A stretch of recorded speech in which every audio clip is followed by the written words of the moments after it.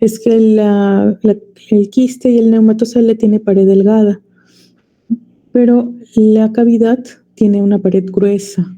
Entonces la cavidad, también llamada caverna, no tiene una pared gruesa y es frecuente en la TBC, ¿no? No digo que sea la única patología en la que se pueda presentar, pero acá en este medio pues es una característica, ¿no? Y si por ejemplo la vemos más en los ápices, pues más aún pensamos en TBC, porque justo la TBC se presenta en los ápices de los pulmones.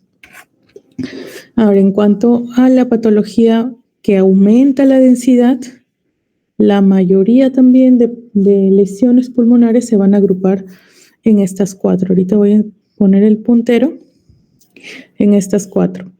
La de consolidación, o también llamada patología de la ocupación del espacio aéreo. En la intersticial, que es la alteración del tejido de soporte, o sea, del tejido intersticial, del tejido conectivo de los pulmones, y la patología nódulo-masa, en la que habíamos mencionado que eran imágenes redondeadas, radiopacas, que lo único que las va a diferenciar es el tamaño, ¿no? El nódulo menos de 3 centímetros y la masa más de 3 centímetros, y la atelectasia que habla de un colapso, ¿no? Las atelectasias que hablan de un colapso, que disminuyen el volumen del área afectada, ¿no? Disminuyen y por tanto al disminuir el volumen van a traccionar las estructuras que están alrededor. Entonces vamos a ir hablando un poco de cada una. Miren, así se ve más o menos una consolidación, así esto es como un esquema, como imágenes heterogéneas, algodonosas, los bordes parcialmente delimitados, no va a pasar las cisuras, no traspasa las cisuras. El intersticio mayormente como imágenes radiopacas lineales, el nódulo masa como imágenes redondeadas y la atelectasia como imagen radiopaca también, pero de bordes bien delimitados, homogénea y que disminuye el volumen, por lo tanto mayormente da como imágenes triangulares. Entonces, en cuanto a la consolidación, acá va a haber una sustitución del aire alveolar por cualquier otro material. El aire que se encuentra en el alveolo y lo que da justamente la radiolucidez al pulmón va a ser reemplazado por otro material, ¿no? Entonces, al reemplazarse por algo que no sea aire, ya pues ya no se va a ver radiolúcida esa zona, sino se va a ver radiopaca. Entonces, puede ser reemplazado por sangre, ya esto se le llama hemorragia pulmonar, puede ser reemplazado por pus, a eso se le llama neumonía, puede ser reemplazado por agua, que se le llama edema de pulmón, y puede ser reemplazado también por células tumorales, que son las neoplasias, ¿no? Todas ellas se van a ver de esta forma, ¿no? Como una consolidación. Por eso es que a veces mencionan consolidación y piensan que es neumonía. Si bien es cierto, es la causa más frecuente de una consolidación, no es la única. Siempre hay que ver los antecedentes del paciente para decir que una imagen como esta, que es una consolidación, realmente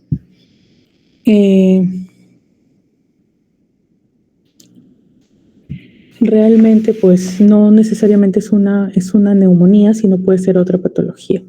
Entonces, como habíamos dicho, la neumonía es la causa más frecuente de consolidación y las características radiológicas, ya habíamos dicho, una opacidad, que puede ser homogénea o también heterogénea, como se ve acá, mayormente es heterogénea, mal delimitada, los bordes no se pueden delimitar tan bien, se ven como algodonosos, como lo ven acá, como algodonosos, confluentes, y que oscurece los vasos sanguíneos, o sea, los borra. Como los vasos sanguíneos se ven radiopacos porque tienen sangre, pues si están cerca de otra imagen que también es radiopaca, pues no se va a poder distinguir.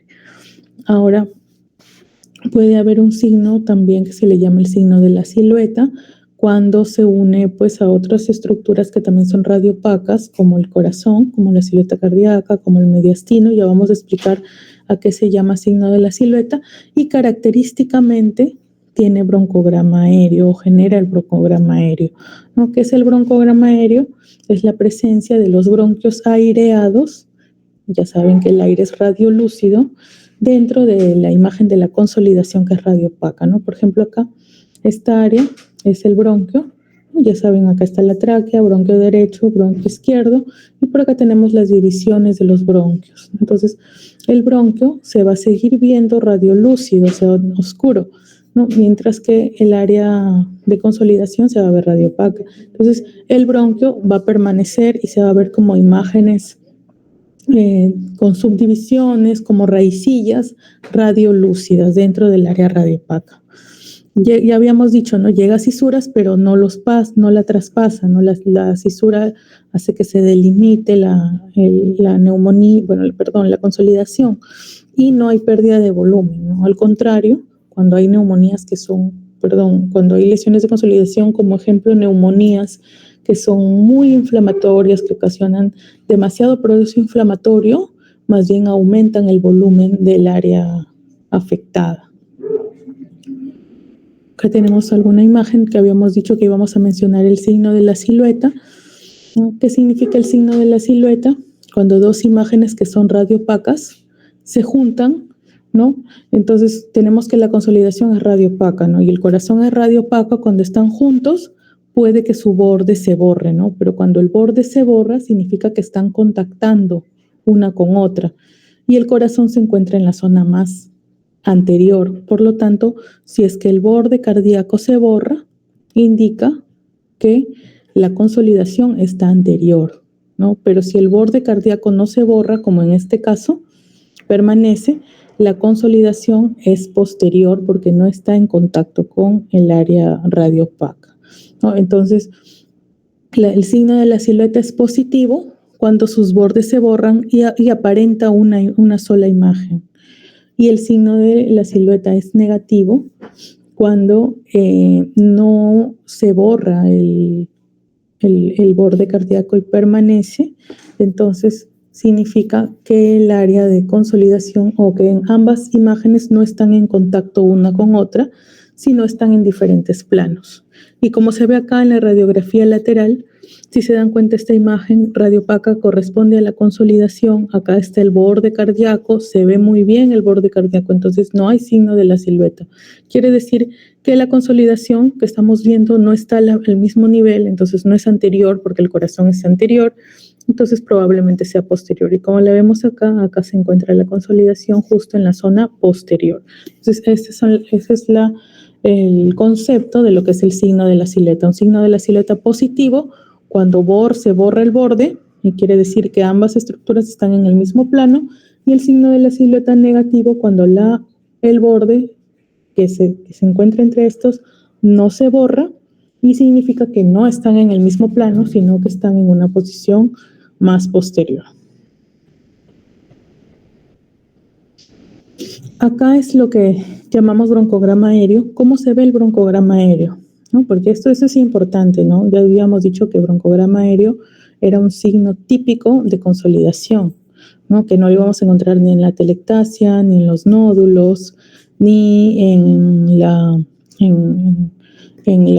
alteración del tejido de soporte pulmonar. No vamos a encontrar broncograma aéreo, no únicamente en la consolidación. Como habíamos dicho, era cuando el bronquio y también las subdivisiones bronquiales, al permanecer aireadas, se siguen viendo radiolúcidas dentro de un área radiopaca, ¿no? Entonces, cuando no tenemos, por ejemplo, en este lado, el pulmón está aireado, no hay foco de consolidación, entonces acá vemos que se bifurca el bronquio, se divide, pero subdivisiones ya no se logran apreciar, porque como son radiolúcidas y el parénquima que la rodea también son radiolúcidas, pues no se distinguen, ¿no?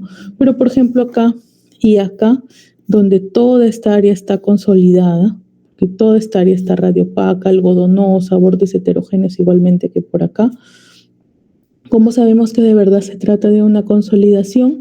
Porque está la presencia del broncograma, ¿no? Que son los bronquios aireados, ¿no? Entonces esas imágenes lineales que se subdividen, ¿no? Y que son radiolúcidas, pues eso es lo que se conoce como broncograma aéreo. Igual acá, miren cómo se van bifurcando todas las subdivisiones bronquiales, y las podemos ver de manera resaltante. ¿Por qué? Porque alrededor todo el área consolidada lo permite, ya que el área consolidada pues es radiopaca. Hasta ahí, ¿se entiende lo que es el broncograma aéreo? ¿Se logra entender? Chicos, ¿están ahí o no? Si no, ahorita nos vamos al... Sí, doctora. Ahorita nos vamos al campus. Cogemos nuestras cosas y nos vamos al campus. Ya. Entonces, mire, voy a preguntar. Acá es una imagen de tomografía. ¿No? En tomografía, en radiografía, lo que vemos las imágenes en antero-posterior, posterior-anterior. Ya hemos dicho que en tórax lo ideal es que sea posterior-anterior. La vamos a ver una imagen, como una imagen frontal. No, en tomografía no. En tomografía son como cortes axiales, como por ejemplo acá. Si se dan, ustedes tal vez dirán que no le vemos forma a esta imagen. Si se dan cuenta, acá esta es parte del esternón, esta es la vértebra dorsal, es como si el cuerpo acostado, una persona acostada, ¿no? Le hubieran hecho un corte, ¿no? De arriba hacia abajo y estuviéramos viendo ese interior, ¿no? Entonces acá vemos el lado de un pulmón, que es el lado derecho, el lado izquierdo. Por acá vemos la vértebra cortada, ¿no? Acá vemos el esternón también cortado, ¿no? En un corte axial. Vemos la costilla y vemos acá el mediastino, vemos la aorta, ¿no? El callado de la aorta, vemos la tráquea también. Y acá esta imagen redondita es el esófago. Así no se ve el esófago porque el esófago tiene aire y normalmente cuando se ve, porque a veces no se ve porque está colapsado, se ve así de este color que es el aire, que es hipodenso, ¿no? Así se vería el esófago, pero acá esta imagen blanquita es una sonda, ¿no? Tiene una sonda el paciente, la sonda nasogástrica, y pues también, ¿no? Por el corte, bueno, también fue cortada.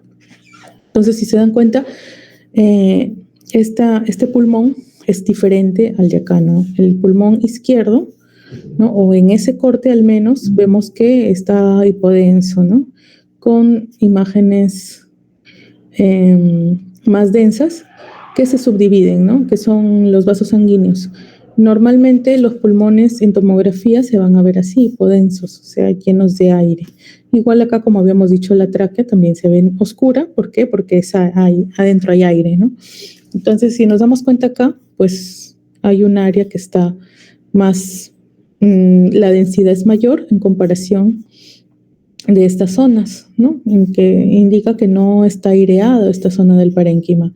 Pero si se dan cuenta, las raíces, bueno, como imágenes como de raíz que vemos acá, que son hipodensas, son los bronquios que todavía están aireados y permanecen, ¿no? Permanecen aireados, se ven hipodensos dentro de un área radioopaca, que en este caso sería más densa, ¿no? Si lo comparamos, estas imágenes que están como adquieren forma o una distribución como de raíces, así hipodensas, no las podemos distinguir acá. Si vemos acá, mamá, perdón chicos, si vemos acá estas imágenes que también se ven como raíces, ¿no? Que se subdividen, pero son los vasos sanguíneos, por eso es que se ven de una densidad mayor. ¿Por qué? Porque los bronquios, al tener aire, pues se van a ver de una densidad menor. Acá no se logran distinguir. Acá sí, y eso es lo que también se le llama broncograma aéreo, y también podemos ver el broncograma aéreo en tomografía. ¿Por qué se ve? Porque el parénquima que lo rodea, pues está consolidado. Entonces, tanto en radiografía, que en radiografía se ve radiolúcido, en tomografía lo vemos hipodenso por la presencia de la consolidación. Entonces, tanto en radiografía lo vemos así como raicillas, igualmente en tomografía también lo vamos a ver así como raicillas, ¿no? El broncograma aéreo. Si bien es cierto y se dan cuenta, en tomografía sí se aprecia de una manera más notoria, ¿no? Que en radiografía. Habíamos dicho que la consolidación, si la neumonía era la patología más frecuente, que era como la representante de la consolidación, porque la mayoría de consolidaciones corresponden a neumonía. Sin embargo, pues cuando el aire del alvéolo se reemplaza por otro contenido, por otra sustancia, pues va a corresponder a otras patologías, ¿no? Habíamos dicho que cuando se reemplaza por agua, mayormente se llama edema de pulmón, ¿no? Y el edema agudo de pulmón es ocasionado, por ejemplo, por falla cardíaca, por síndrome de distrés respiratorio del adulto, por hipoalbuminemia o por falla renal. Cuando el espacio aéreo se reemplaza por pus, por material infeccioso, ¿no? En estos casos es neumonía, ¿no? Cuando se reemplaza por sangre, puede ser ocasionado por un trauma por un golpe muy fuerte, o también por patologías, colagenopatías, como por ejemplo la enfermedad de Gutt-Pastur, el síndrome de Henoch-Schönlein, el lupus, ¿no? Y cuando se reemplaza por células, el espacio aéreo, pues es por patologías mayormente neoformativas, como el carcinoma bronquialveolar, que es el que mayormente da imagen de consolidación, porque no todos los tumores dan imagen pulmonares, dan imágenes de consolidación. Algunos dan imágenes de nódulos o de masas, ¿no? Pero hay otros que pueden dar una imagen de consolidación, como el carcinoma bronquialveolar. Otras patologías que no son malignas es la neumonía organizativa, la neumonía eosinofílica y la sarcoidosis, que también dan imágenes de consolidación, pero en este caso es por la presencia de celularidad.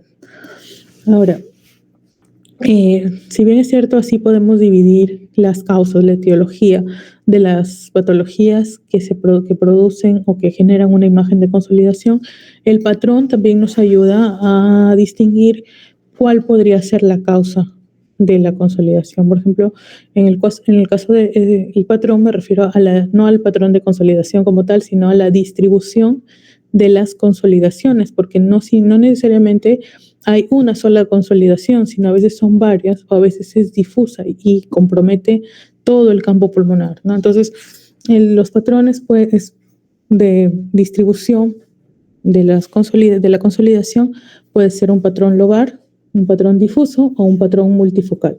Cuando el patrón es lobar, significa que está completamente localizado, ¿no? Y acá lo más frecuente, lo más típico es la neumonía lobar, que también es llamada neumonía típica, ¿no? Entonces acá el germen mayormente involucrado es el neumococo, ¿no? Streptococcus pneumoniae. Sin embargo, también hay otros gérmenes que pueden producir neumonías lobares, como por ejemplo la Klebsiella, también la TBC, hay neumonías virales, fúngicas o las aspirativas pueden generar pues una consolidación focal, ¿no? Delimitada. Otras lesiones, también la neoplasia, puede generar consolidaciones como la neumonía, justamente el carcinoma broncoalveolar, el linfoma, las hemorragias también, pero cuando son localizadas, mayormente son por contusiones, ¿no? O sea, por golpes, por accidentes. Y otras, pues menos frecuentes, las que tenemos acá, ¿no? Ya ustedes las pueden leer después. Cuando la consolidación es difusa, o sea, no está localizada, sino puede abarcar varios lóbulos sin poder identificar separación no como si hubieran varias consolidaciones, sino como si fuera una sola, pero extensa, pues esto puede ser por edema agudo de pulmón, que ya habíamos dicho las causas, ¿no? Que son la falla cardíaca, también la sobrecarga de volumen, el síndrome de distrés respiratorio del adulto, la hipoalbuminemia, la falla renal, las reacciones transfusionales. También la consolidación difusa puede ser causada por bronquioneumonía, ¿no? La bronconeumonía es una infección más agresiva, ¿no? De lo que es la neumonía típica. Y mayormente, pues acá tenemos gérmenes, ¿no? Más agresivos, ¿no? Como el Staphylococcus aureus o gérmenes gram negativos, ¿no? También las infecciones virales, las infecciones fúngicas, por ejemplo, acá básicamente son neumonías atípicas, ¿no? Porque la lobar es la típica y la bronconeumonía, pues es atípica. Algunas neoplasias igualmente también pueden producir patrón difuso, como el carcinoma broncoalveolar y el linfoma, y se van a dar cuenta que en el caso de las neoplasias pueden adquirir cualquier distribución, ¿no? Pueden adquirir una distribución lobar, una distribución difusa y una distribución multifocal. Por lo tanto, su diagnóstico sí es más difícil, porque aparte que se puede confundir con cualquiera de las otras patologías que estamos mencionando, aparte de ello, pues puede presentarse de cualquier forma, ¿no? Entonces, es una característica de que las neoplasias son infrecuentes cuando son en una imagen de consolidación, más frecuentes que se presenten como nódulos, como masas, pero no imposibles y pueden adquirir cualquier tipo de distribución, ¿no? Entonces, es a veces difícil el diagnóstico. Las hemorragias también pueden verse de manera difusa, pero aquí mayormente son por vasculitis, ¿no? Por ejemplo, el lupus, ¿no? La púrpura de Henoch-Schönlein, el Wegener, la enfermedad de Wegener o el Goodpasture. Y las consolidaciones multifocales, en este caso, pues acá hay focos, ¿no? Acá hay, no es una imagen de consolidación extensa, sino van a haber focos de consolidaciones, varios focos y en ambos pulmones, ¿no? Acá también la bronconeumonía es una de las causas, ¿no? Dentro de ellas, pues los gérmenes que pueden generar este tipo de distribución, pues son los gérmenes más agresivos, ¿no? Los atípicos, el Staphylococcus aureus, la Legionella, que ya saben que es agresiva, los gram negativos, que también son agresivos, ¿no? Como la Klebsiella, Proteus, los anaerobios, la TBC o la aspiración también puede generar una neumonía multifocal. La patología vascular también, las embolias sépticas o la enfermedad de Wegener también puede generar las consolidaciones multifocales. Y las neoplasias, como habíamos dicho, sí van a ver de cualquier manera, ¿no? Entonces acá tenemos algunos ejemplos. Por ejemplo, acá la consolidación lobar. Esta imagen, si se dan cuenta, ya saben que para observar una radiografía hay que, luego de ver las partes blandas, de ver la parte ósea, ya vamos al mediastino y a los pulmones. Cuando nos toque evaluar pulmones hay que comparar, hay que ver que todo el área se vea radiolúcida, ¿no? Pero que tenga patrón, es decir, que se vea ahí que hay líneas delgaditas, ¿no? Que pueden ser vasos sanguíneos o que pueden ser el mismo intersticio del pulmón. No deberían haber imágenes radiopacas, ¿no? Entonces, en este caso acá, si se dan cuenta, en el ápice, en la zona superior, vamos a ver una imagen radiopaca cuyos bordes no podemos definir y hay áreas un poco más densas que otras, indica como aspecto algodonoso, confluente, ¿no? Esta es una imagen de consolidación apical derecha, ¿no? Si bien es cierto, no logramos ver bien el broncograma, pero por acá hay un poquito de broncograma aéreo, ¿no? Y por acá también, como líneas radiolúcidas. La consolidación difusa, cuando abarca casi todo, ¿no? Es más extensa y puede verse en ambos campos pulmonares.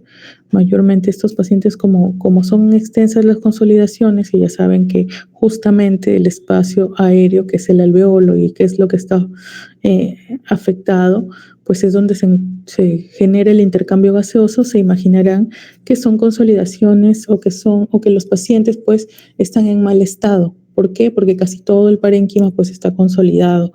Entonces no se puede producir el intercambio aéreo. Estos pacientes están pues con una baja saturación, mayormente en cuidados críticos, ¿no? Por eso es que ven acá estos tubos, ¿no? O a veces electrodos también, porque esos pacientes están monitoreados. Por acá también hay un tubo, que es un tubo de traqueostomía.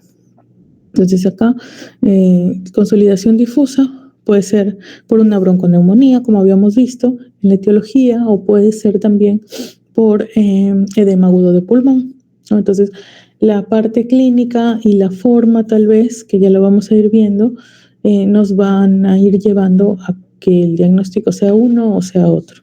Y las consolidaciones multifocales, acá tenemos, por ejemplo, un área de consolidación, por acá tenemos otro por acá tenemos otro, por acá tenemos otro. Entonces, son varios focos, ¿no? Que están separados y que están en ambos campos pulmonares. En cuanto a la consolidación lobar, es una consolidación que está circunscrita, ¿no? Como vemos acá, imagen radiopaca que genera broncograma aéreo, que lo podemos ver, ¿no? Podemos ver el bronquio aireado, que normalmente no lo veríamos si es que no hubiera la consolidación. Entonces acá todo esto es una consolidación. Si se dan cuenta, el borde cardíaco está bien definido, entonces no hace signo de la silueta y por lo tanto sospechamos que no se encuentra anterior, sino se encuentra en una ubicación posterior.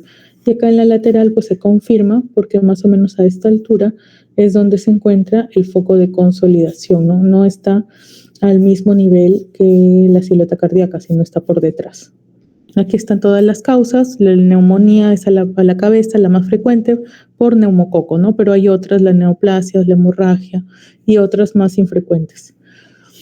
Casos de consolidación lobar por acá, si se dan cuenta, hay una radiopacidad. Eso es lo que ustedes deben de identificar, ¿no? Al menos identificar que hay algo anómalo, ¿no? Ya así no, todavía no sepan de qué se trata, cuál es la causa, cuál es la patología exacta, pero al menos darse cuenta que no hay algo que no es normal, ¿no? El pulmón pues tiene que ser todo aireado, todo radiolúcido, pero miren acá, miren esta área radiopaca, esta área radiopaca y esta área de acá también radiopaca. Entonces acá tenemos, si ven, acá hay broncograma aéreo, consolidación, así algodonoso, confluente, por acá consolidación. Y por acá abajo también, por acá hay un poco de broncograma aéreo y el aspecto es como de algodón, ¿no? Algodonoso, consolidación. Las tres imágenes se ven parecidas, ¿no? Y área heterogénea con broncograma aéreo, área heterogénea algodonosa con broncograma aéreo, área heterogénea algodonosa con broncograma aéreo. Todas se ven similares, ¿no? ¿Cómo saber cuál es neumonía, cuál es hemorragia, cuál es, no sé, tal vez un edema? ¿Cómo saberlo? Por la clínica, ¿no? Por la clínica del paciente. En este caso, por ejemplo, esta era una neumonía. No lo sabré si es que no me dan los datos, ¿no? Pero esto se trataba de una neumonía, ¿no? Si es que no me dan datos, si es que no me dicen cómo está el paciente, cuáles fueron sus síntomas, yo simplemente me quedo con que es una consolidación. Y no olvidarse que consolidación no es igual a neumonía, ¿no? Porque muchas veces leen el resultado consolidación y dicen, es una neumonía, hay que darle antibiótico. Y muchas veces no se dan cuenta que consolidación no es neumonía y que hay otras causas. Si fue un golpe, por ejemplo, pues probablemente sea una hemorragia pulmonar, ¿no? Por ejemplo, acá también es una consolidación que no es una neumonía, ¿no? Es una hemorragia pulmonar. No voy a saber yo que es una hemorragia si es que no me dan el antecedente del golpe. Igual acá, esto se trata de un infarto pulmonar también se ve como una consolidación. Acá ausencia de flujo en un área del pulmón, se va a infartar, ¿no? Se ve como una consolidación, pero yo no voy a saber que se trata de un infarto si es que no tengo el antecedente, ¿no? Si, mientras no tenga el antecedente, mientras no tenga la clínica, hay muchas posibilidades. Entonces, si yo les pongo una imagen radiopaca con áreas radiolúcidas, que es broncograma aéreo, y les digo ejemplos, el único ejemplo de consolidación no es neumonía, ¿no? Tienen para describir un montón de ejemplos, ¿no? Hemorragia pulmonar, edema de pulmón, entre otros. Ahora, en cuanto a consolidación difusa, acá el edema de pulmón es el más representativo. Acá la consolidación se ve extensa y va a comprometer ambos campos pulmonares. Pero también hay otros como la bronconeumonía, las hemorragias, siempre y cuando mayormente se deban a procesos de vasculitis y otras, ¿no? Las menos frecuentes. Entonces, miren acá, un área de consolidación extensa, ¿no? Broncograma aéreo, acá también un área de consolidación extensa, ¿no? Bilateral, si se dan cuenta, como les había dicho, cuando es difusa, significa que hay bastante área de parénquima afectado, por lo tanto, el intercambio aéreo, el intercambio gaseoso en estos pacientes va a estar muy disminuido. Entonces, estos pacientes pues necesitan oxígeno, necesitan estar en áreas de mayor complejidad, en áreas críticas. Por eso van a ver mayormente en estos casos catéteres, tubos, ¿no? Porque esos pacientes, y también electrodos, ¿no? Porque van a estar monitoreados. Entonces, miren acá toda esta área es de consolidación, esta otra área también todo es de consolidación. ¿Cómo saber que se trata de un edema agudo de pulmón? Pues el edema agudo de pulmón tiene dos fases, ¿no? Una fase intersticial, que lo vamos a ver ya cuando tengamos, o bueno, cuando estemos en la patología del intersticio, y una fase congestiva, ¿no? Entonces, cuando la fase es de consolidación o fase congestiva, vamos a ver consolidaciones, ¿no? Consolidaciones difusas, bilaterales.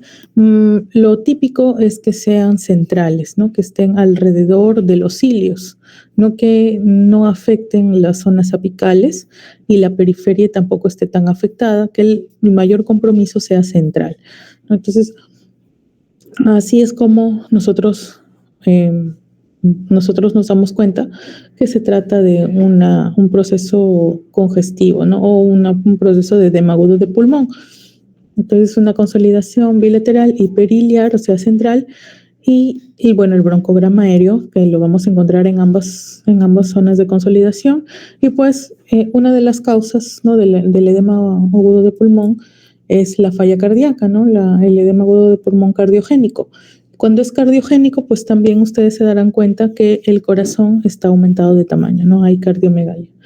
Hay un signo que es típico, ¿no?, del edema agudo de pulmón, que se llama el signo de las alas de mariposa.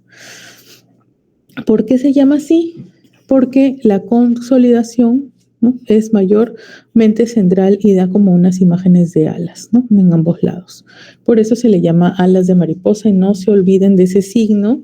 Lo van a escuchar mucho después, más adelante, en sus próximas rotaciones, cuando hagan su internado, ¿no? Pero no se vayan a olvidar de que es el signo típico de la falla cardíaca o del edema agudo de pulmón, ¿no? Porque el edema agudo de pulmón puede ser cardiogénico, se ha producido por falla cardíaca, o no cardiogénico, ¿no?, por otras causas, por ejemplo, falla renal, ¿no?, sobrecarga de volumen, entre otros. Pero cuando es cardiogénico, pues el corazón se va a ver grande, ¿no?, va a haber cardiomegalia. Y en ambos, tanto en el cardiogénico como en el no cardiogénico, pues se produce este signo, ¿no?, el de alas de mariposa. Acá hay también una consolidación difusa, pero si se dan cuenta no es central, ¿no? O sea, no hay predominio por las zonas ciliares, ¿no?, sino llegan hasta la periferia. Esto se trata también de una consolidación difusa, pero por una causa diferente, ¿no? No por un edema agudo de pulmón, sino por una bronconeumonía, ¿no? Acá la causa era infecciosa. Igual, ¿no?, como es difuso, pues ocupa bastante parénquima, disminuye mucho el intercambio gaseoso del paciente, y pues necesita oxígeno, a veces necesita ventilación mecánica, y está en cuidados críticos, ¿no? Miren acá, esta imagen de acá es el tubo de que el paciente se encuentra en ventilación mecánica. Y por acá tenemos pues los catéteres, los electrodos, que siempre indican pues que el paciente está en esa área porque está monitoreado. En cuanto a la consolidación multifocal, también puede ser por bronconeumonía. Ya saben que es algo atípico. Acá también las bronconeumonías son por gérmenes más agresivos, ¿no?, como el Staphylococcus aureus, la legionela, los gram negativos. Pero también hay otras causas, como son las causas vasculares, como las embolias sépticas. También producen consolidaciones multifocales, ¿no? O la enfermedad de Wegener también puede producir calcificaciones multifocales. Las neoplasias, como en todos los tipos de distribución de la consolidación, ya sea focal, ya sea difusa o multifocal, pueden verse las neoplasias en cualquiera de ellos, ¿no? Típicamente el carcinoma bronquialveolar, el linfoma también, y las metástasis a veces también pueden apreciarse como consolidaciones multifocales. Acá tenemos algunas imágenes, ¿no? Se ven como áreas acá dispersas, pero separadas, ¿no? No se ve como una sola consolidación que ocupa casi todo el pulmón, sino se ven como áreas separadas. Por acá, por acá, por acá, por acá también tenemos focos, ¿no?, focos de consolidación. En cuanto a la patología intersticial,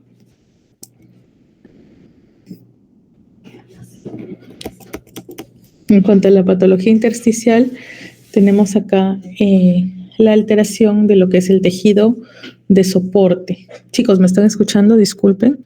No sé si me parece que se hubiera colgado. Sí, doctora. Sí se escucha. Ajá. Sí, doctora. Ya, chicos, gracias por responder. Ahora, en cuanto a la patología intersticial, acá pues la alteración se da en el tejido de soporte del pulmón, ¿no?, en lo que es el intersticio. Por lo tanto, como no hay afectación del espacio aéreo, no se van a ver como imágenes radiopacas, ¿no?, algodonosas, ¿no?, sino más bien se van a ver como líneas, ¿no?, como líneas gruesas o a veces delgadas que van a confluir o se van a apreciar que van a afectar generalmente pues casi toda el área del parénquima pulmonar, ¿no? A veces puede haber predominio por algunas zonas, por ejemplo, por las bases o por las zonas más periféricas, también llamadas subpleurales, pero eso va a depender de la patología en sí, ¿no? Pero no olvidarse que se ven como imágenes lineales, reticulares, en el caso de la patología intersticial. Si bien acá tienen una radiografía, se ven como líneas, como telas de araña incluso, ¿no? Si se dan cuenta, en los que tenemos a los costados son tomografías en proyecciones axiales, ¿no? Acá la superior y la inferior del mismo paciente, y se dan cuenta también, ¿no?, como hay líneas, ¿no? Líneas como zonas reticulares, algunas más gruesas, que afectan casi todo el parénquima pulmonar, ¿no? Estas dos imágenes pues son de un paciente que tenía una patología intersticial moderada a severa, ¿no? Por eso es que, si se dan cuenta, en el interior de estas áreas reticulares gruesas hay áreas hipodensas, pero no hay intersticio, ¿no? Está prácticamente destruido el intersticio, ¿no? Y el parénquima, ¿no? Destruido. Como les había dicho,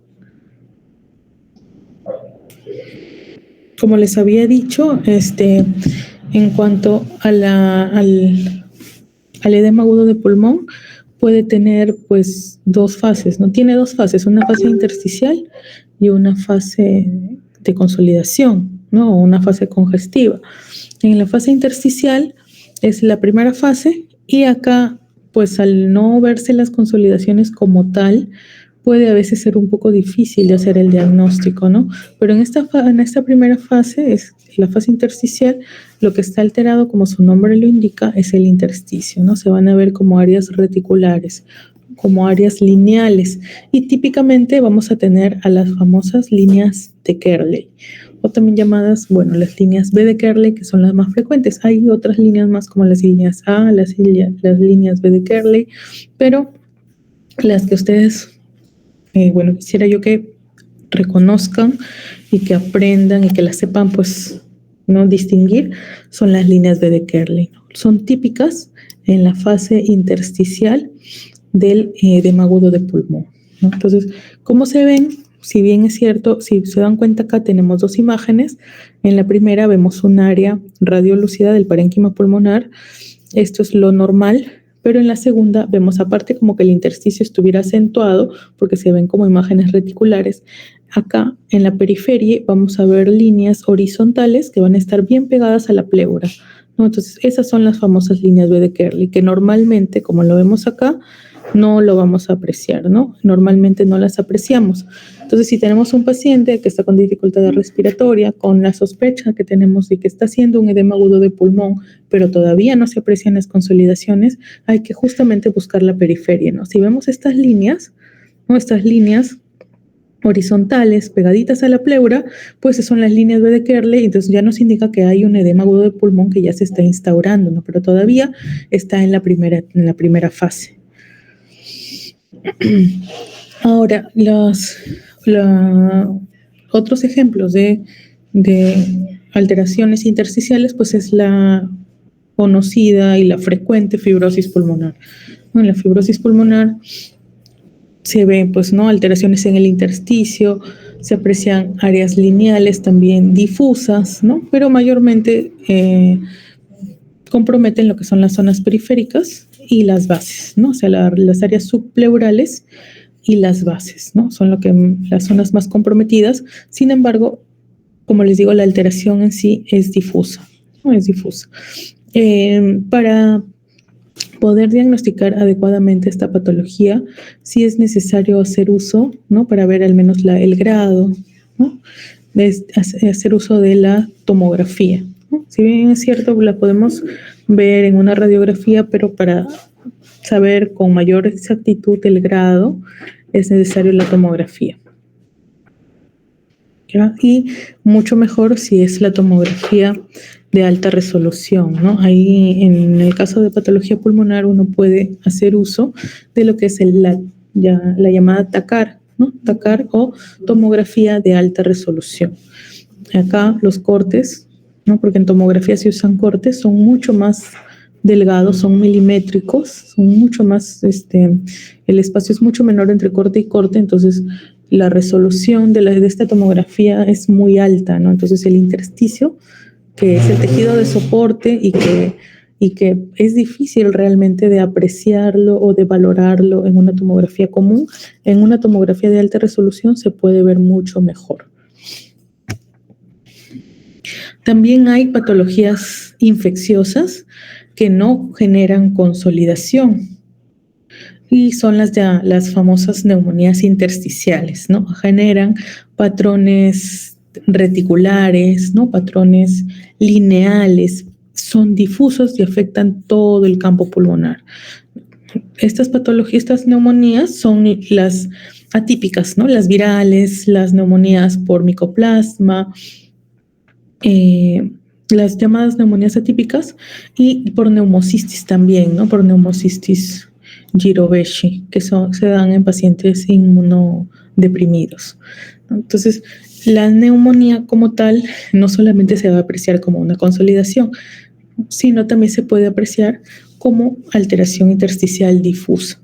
Cuando es difusa, cuando compromete todo el parénquima pulmonar, se da pues por ese tipo de patología viral o de gérmenes atípicos como el micoplasma. Esto es importante conocerlo porque ese tipo de patologías, este tipo de neumonías, a veces no generan cambios en la radiografía, o sea, la radiografía puede aparentar estar normal, ¿no? Pero por los síntomas uno ya puede más o menos darse cuenta de que, y por la edad también, porque mayormente es más frecuente en niños, uno puede darse cuenta que se trata de una neumonía viral o de una neumonía.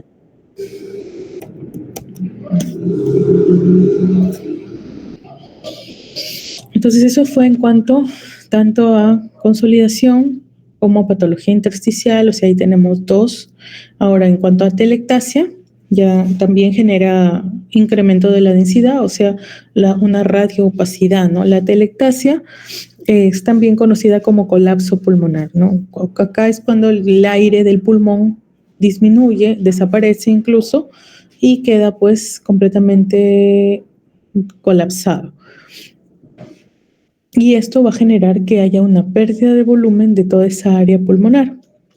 Puede darse ya sea por obstrucción bronquial o por compresión extrínseca, ¿no? Se va a ver como una opacidad que va a oscurecer vasos. Igualmente la consolidación también oscurece vasos, es decir, que los tapa porque los vasos sanguíneos, como habíamos visto, son radiopacos, ¿no? Entonces, al haber otra área radiopaca cercana, pues todo se va a ocultar.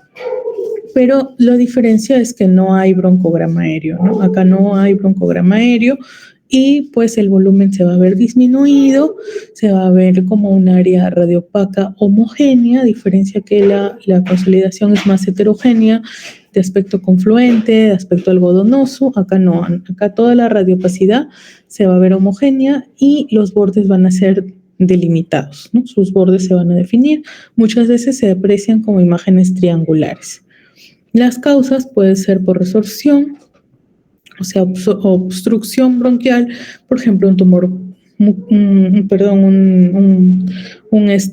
tapón mucoso, ¿no? Un tumor o un cuerpo extraño. También puede generar atelectasia porque va a obstruir el pasaje de aire hacia el pulmón, o por relajación, ¿no? En estos casos es cuando hay algo que lo está comprimiendo. Y pues tenemos el derrame pulmonar, el derrame pleural, el neumotórax o las atelectasias redondas que ya la vamos a ver. Entonces, algunos ejemplos, si se dan cuenta acá, esta área es radiopaca, comparación de la otra, siempre comparando ambos lados.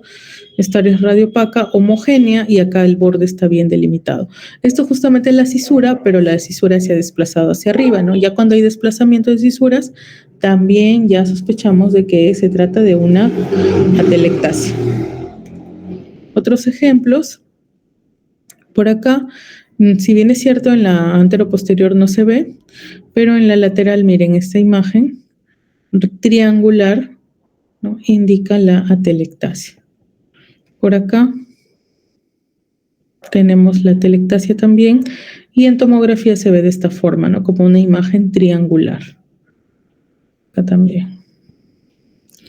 Por acá es un poco difícil de apreciar porque está justamente en el área donde se encuentra la silueta cardíaca, y la silueta cardíaca también es radiopaca, entonces se confunde, pero aún así se puede apreciar el borde, ¿no? Como un triángulo, ¿no?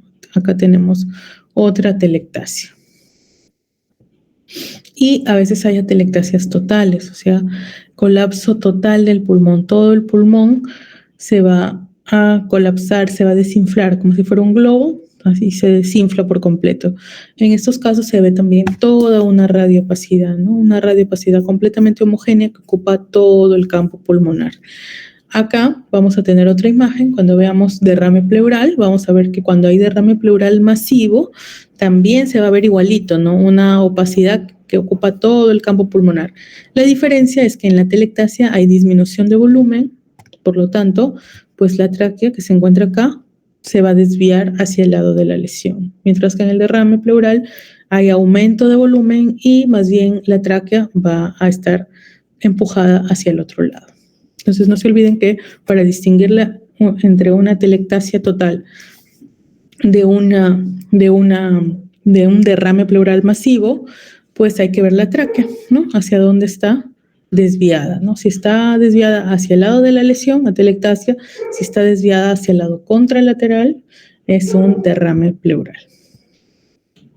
La atelectasia redonda es un tipo de atelectasia que es infrecuente realmente, pero que es importante que ustedes sepan que existe porque aparenta un nódulo, ¿no? Se ve como una imagen redonda, ¿no? Por eso es que se llama justamente atelectasia redonda y se forma, pues, por una lesión pleural, una pleuritis local, que hace que la pleura se ponga más espesa, se contraiga y como que gire, ¿no? Se da como una lesión en remolino. Por eso es que vemos que acá estas áreas del intersticio están como generando una espiral, ¿no? Entonces se ve como una masa y se puede confundir con una masa, ¿no? Es por eso que es importante conocerla. ¿Cuáles son los hallazgos? Pues que es redonda, oval, mayormente se ubica en el lado izquierdo y en la zona inferior del lado izquierdo, ¿no? Como lo vemos acá, inferior, posterior del lado izquierdo.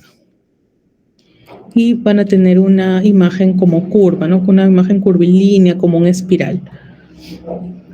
En cuanto a los nódulos o masas, ya sabemos que son imágenes redondeadas y cuyos bordes pueden ser delimitados o parcialmente delimitados, y que la diferencia entre el nódulo y la masa es que el nódulo mide menos de 3 centímetros y la masa mide más de 3 centímetros.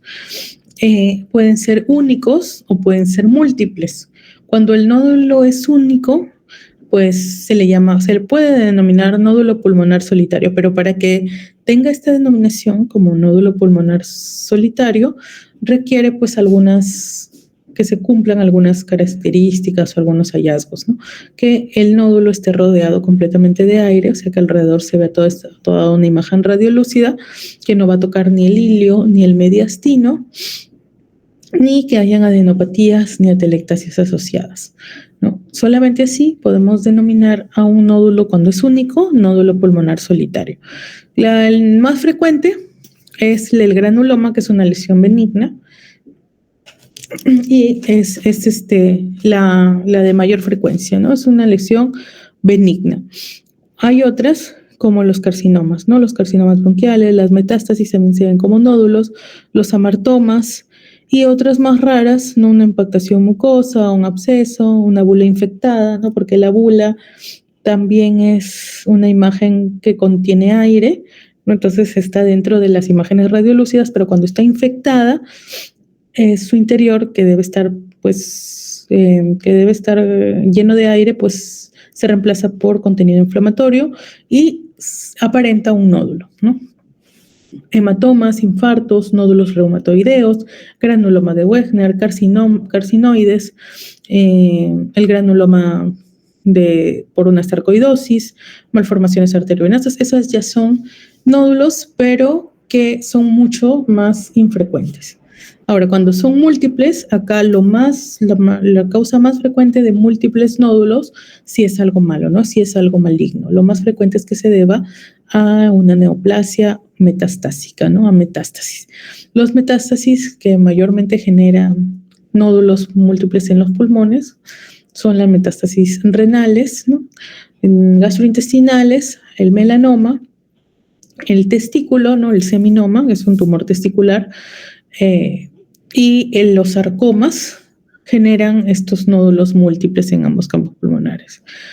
Ahora, también hay procesos infecciosos que generan nódulos, como la TBC, las infecciones por hongos, como la histoplasmosis, la coccidiomicosis o la aspergilosis invasiva, y las embolias sépticas también pueden generar imágenes nodulares. Otras menos frecuentes son los procesos inflamatorios, como la sarcoidosis, los nódulos por artritis reumatoide, los granulomas de Wegner, la neumonía organizativa, y los vasculares, como los infartos, entre otros.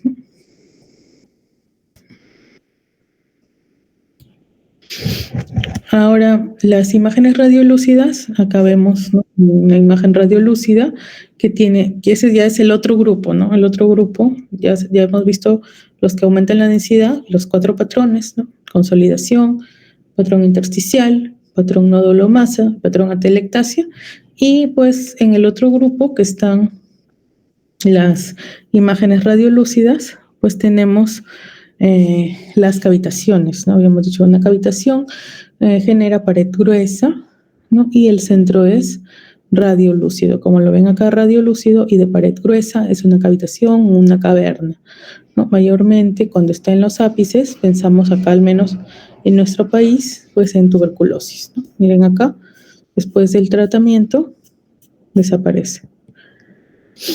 Acá también tenemos cavitaciones apicales, ¿no? Se trataban de TBC.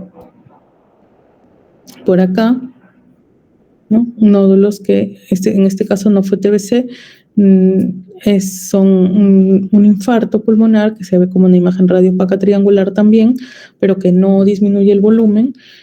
Acá ya cuando se está en proceso de resolución, ¿no? Ya se va aireando y se aprecia como una cavidad. Como había dicho, las cavidades se pueden ver acá en el Perú más frecuente en TBC, ¿no? Pero hay otras patologías que también pueden producir cavidades.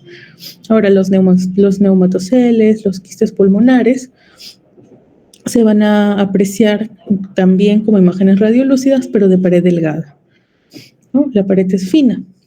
En el caso de los neumatoceles, pueden ser causados por algún tipo de injuria pulmonar, ¿no? Que puede ser, por ejemplo, una neumonía, un traumatismo, que después se resuelve, ¿no? Mayormente se ven niños, ¿no? Y saben que el tejido de los niños es más fácil de que pueda recuperarse, incluso a veces por completo, ¿no? En estos casos, pues se ve como una imagen radiolúcida de pared delgada que poco a poco se va a ir reabsorbiendo. Miren acá, esta imagen de acá, ¿no? Todo esto es un neumatocele, ¿no? La pared es fina, a diferencia de esta imagen de acá en donde la pared es toda gruesa. Ahora, ¿hasta ahí se entendió?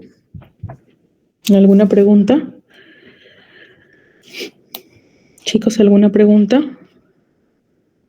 Doctora, Hola. Sí, ¿podría explicar la última parte, por favor? ¿Cuál? De la anterior. Ajá, esa, por favor. ¿Cuál? ¿Del neumatocele? Ajá, sí. Habíamos dicho que habían 2 grandes grupos de lesiones en cuanto a la patología pulmonar, los que aumentaban la densidad, o sea, volvían el parenquima radiopaco, y los que disminuían y volvían el parenquima o el área afectada radiolúcida. Entonces, dentro de estas lesiones radiolúcidas, pues tenemos a los quistes, los neumatoceles, las cavidades. Las diferenciamos básicamente porque las cavidades, también llamadas cavernas o cavitaciones, tienen la pared gruesa, ¿no? Pero los neumatoceles, los quistes, pues tienen una pared delgada, ¿no? Esa es la diferencia. Mayormente se ven los neumatoceles en niños y pueden ser transitorios, ¿no? Mayormente son causados por algún tipo de injuria, algún tipo de lesión pulmonar, puede ser un traumatismo, una neumonía, que después desaparece y deja al área afectada pues completamente radiolúcida, ¿no? Y la pared delgada, ¿no? A eso se le llama neumatocele, pero poco a poco puede ir desapareciendo y pues, ¿no? Se queda a veces como una pequeña zona de una cicatriz ahí y desaparece, ¿no? Desaparece esa área, es transitoria. A eso se le conoce como neumatocele, ¿no? Son frecuentes en niños. ¿Alguna otra pregunta? Todo bien, doctora. Gracias. Ay, doctora. Ya, entonces continuamos. En cuanto también a la parte de lo que es tórax, ¿no? De lo que es la parte pulmonar, también tenemos la patología de la pleura. La patología de la pleura, ya saben que la pleura son dos capas en realidad que van a recubrir a los pulmones, ¿no? Y estas dos capas van a crear un pequeño espacio entre ambas, pero este espacio es virtual, ¿no? O sea, no es real, porque prácticamente están contactando una con otra, porque hay una pequeña cantidad de líquido entre estas hojas pleurales que permiten justamente que se puedan, que no haya fricción, ¿no? Y que puedan moverse ambas entre los procesos de inspiración, expiración, ¿no? Entonces, normalmente el espacio de la pleura está no vamos a encontrar pues algún tipo de imagen que pueda ser representada por el espacio pleural, ¿no? ¿Por qué? Porque las dos hojas pleurales, tanto la interna, que es la pleura visceral, como la externa, que es la pleura parietal, están uno en contacto con otro. El espacio, como les digo, no es real, es virtual, pero se vuelve real cuando hay algo que empieza a ocupar esa área, ¿no? Por ejemplo, el líquido, ¿no? Cuando hay un derrame pleural, hay contenido líquido entre estas dos hojas pleurales y van a generar imágenes o alteración en la imagen del tórax, ¿no? O a veces puede haber también contenido aéreo, ¿no? Como son los neumotórax, que también vamos a ver cómo se aprecian, ¿no?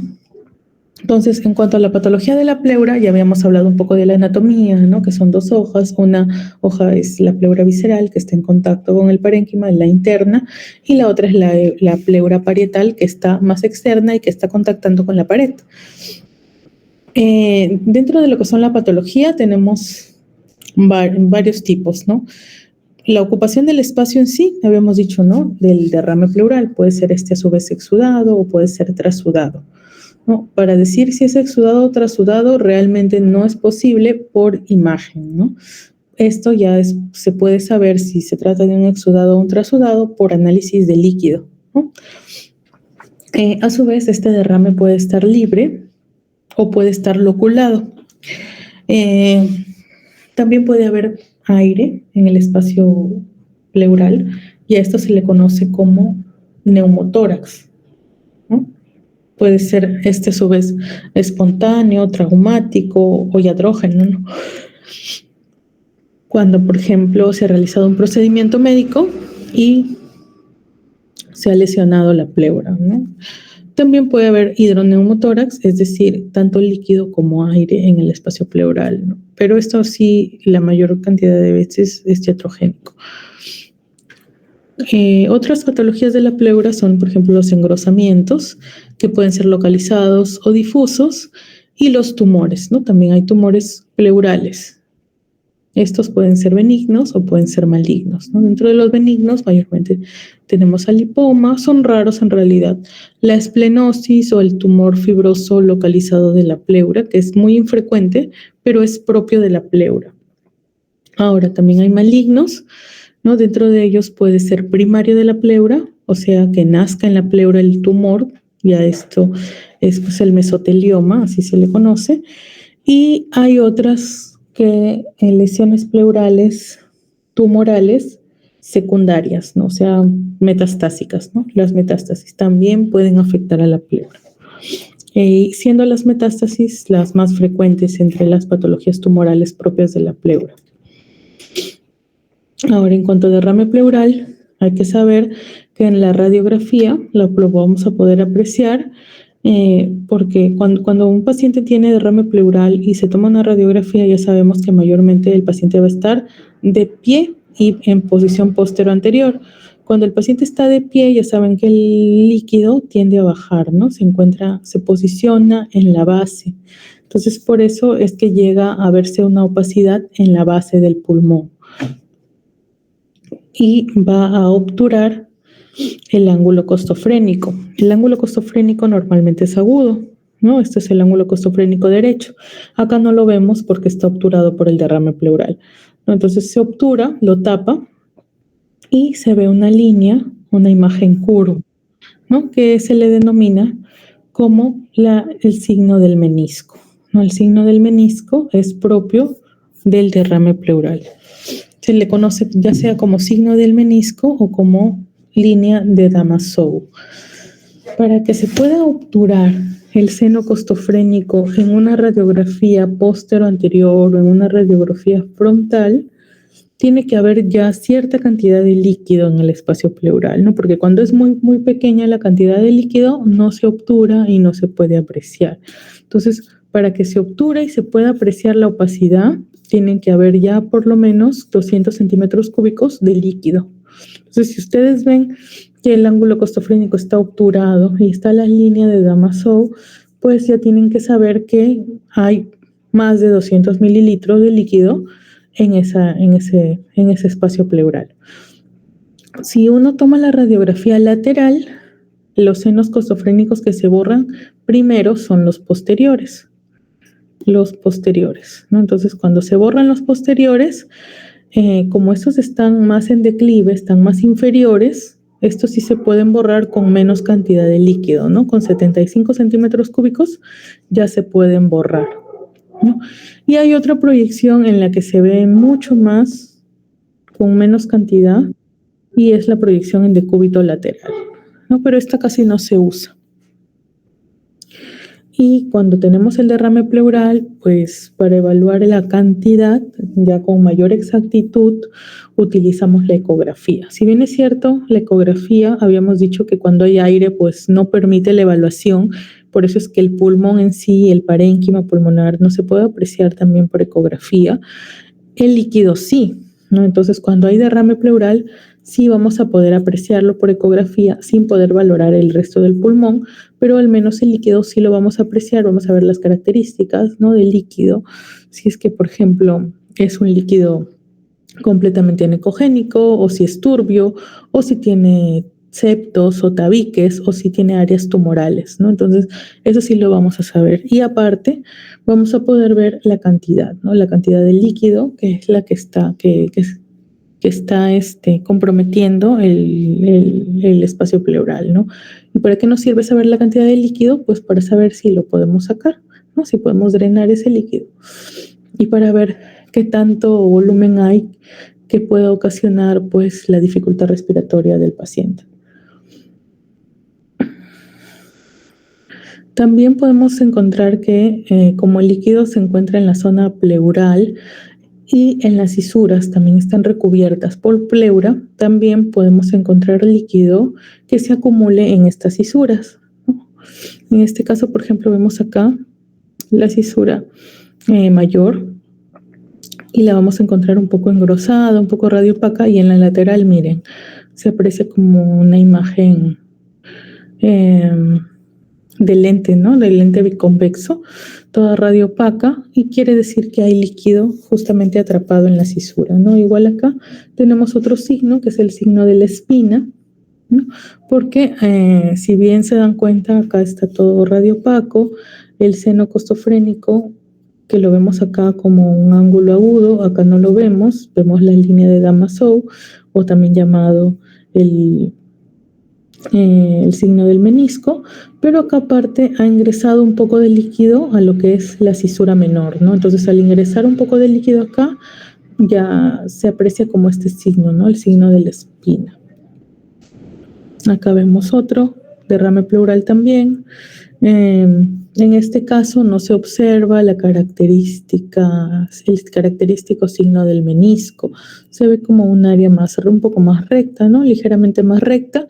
Y esto no se trata exacto, es también derrame pleural, pero es un derrame pleural subpulmonar, justamente debajo de lo que es el pulmón, ¿no? Si ven acá esto de acá indica hasta dónde se encuentra el derrame. Y lo que nos ayuda también a darnos cuenta que se trata de un derrame subpulmonar cuando se encuentra en el lado izquierdo, es la presencia de la cámara gástrica, porque a veces no se puede distinguir, ¿no? Entonces, cuando no se distingue, vamos a ver que hay bastante distancia entre la cámara gástrica y la línea que está generando el derrame, ¿no? Entonces, por ejemplo, acá, ¿no? Este es un derrame también subpulmonar, pero parece que fuera el diafragma, ¿no? Parece que simplemente fuera el diafragma. Si se dan cuenta, hay mucha diferencia entre este aparente diafragma con el otro, no hay mucho espacio, ¿no? Eso también nos puede hacer sospechar de que acá haya líquido, ¿no? Y acá el ángulo costofrénico, si bien no hay la curva, ¿no? El signo del menisco, pues tampoco está tan amplio. Aún así queda la sospecha, ¿no? Porque en esta imagen no podemos decir exactamente que se trata de un derrame. Si nos vamos a la lateral, ahí sí, ¿no? Porque acá hasta acá vemos que hay líquido, ¿no? Toda esta área está acá obturados ambos senos costofrénicos anterior y posterior. Y vemos esta línea y esta radiopacidad inferior que indica que se trata de líquido, ¿no? Y esto es lo que les comentaba, el derrame pleural masivo también condiciona una opacidad total del pulmón, al igual que la telectasia maxiva. La diferencia es que en la telectasia la tráquea es jalada hacia el lado de la telectasia, ¿no? Porque está como si estuviera absorbiendo, ¿no? Esa zona. Entonces, jala la tráquea hacia el mismo lado. Pero en el derrame, la diferencia es que la tráquea está desviada hacia el otro lado, ¿no? Por el gran efecto de masa que ocupa el derrame pleural, ¿no? Desplaza la tráquea y desplaza también el mediastino, ¿no? Incluyendo el corazón, lo desplazan hacia el otro lado. Alguna curiosidad acá es que cuando hay líquido que se queda atrapado en la cisura, a veces se puede apreciar como un nódulo, ¿no? Y aparenta un nódulo o un tumor, no siendo ni nódulo ni tumor, sino que es líquido atrapado en la cisura, o sea, derrame pleural, ¿no? Entonces, hay también ocasiones en los que en pacientes que ya tienen derrame pleural se observa esta imagen, ¿no? Y uno parece que fuera un tumor, pero con el pasar de los días esa imagen se resuelve conforme también se resuelve el derrame pleural.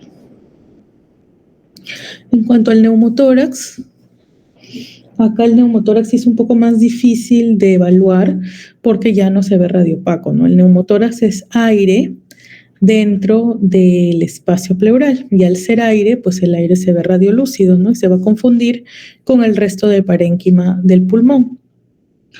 ¿Cómo podemos diagnosticarlo? Aparte de la clínica, pues cuando hay un neumotórax hay dolor intenso, hay dificultad para respirar, es agudo de un momento a otro.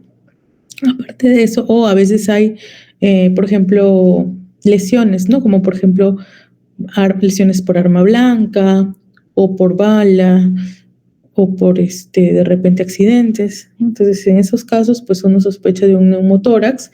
Y aparte de eso de la clínica, pues es en la imagen ver o diferenciar ambas pleuras. Normalmente las pleuras, ya sea la parietal o la visceral, no se ven en radiografía, pero cuando hay neumotórax se puede apreciar un área acá que limita, ¿no? El parénquima que está aireado, que tiene trama, tiene la trama pulmonar, tiene el intersticio, tiene la trama vascular, a un área que está por fuera y que está completamente radiolúcida, ¿no? No hay trama. Entonces, esta línea que se delimita acá es la pleura visceral, ¿no? Y la que está pegadita siempre al tórax o a la pared torácica es la pleura parietal, ¿no? Entre estas dos no vamos a ver ni intersticio, ni vamos a ver trama vascular, y justamente es porque hay solamente aire, ¿no? Y al haber aire solamente indica pues que se trata de un neumotórax. ¿Cómo lo podemos distinguir? Aparte de estas líneas, cuando el neumotórax es mayor o tiene bastante contenido aéreo en su interior, el surco, ¿no? El ángulo costofrénico se va a profundizar, ¿no? Se le llama el signo del surco profundo.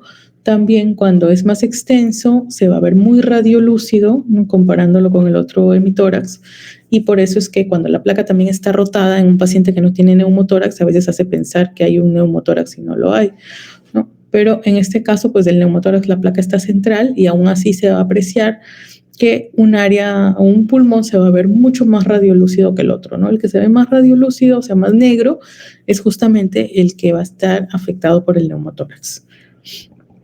Por ejemplo, acá, si se dan cuenta, acá tenemos un campo pulmonar, el otro campo pulmonar, ¿no? El derecho y el izquierdo. Muchas veces yo les preguntaba a los alumnos los siglos anteriores, ¿cuál creen que es el pulmón dañado, el derecho o el izquierdo? Y todos me decían, el derecho está dañado porque se ve más gris, ¿no? El izquierdo se ve muy radiolúcido, entonces es el que está bien, ¿no? Pero no es así, ¿no? El derecho está bien, está perfecto, no solo que se ve la trama del pulmón.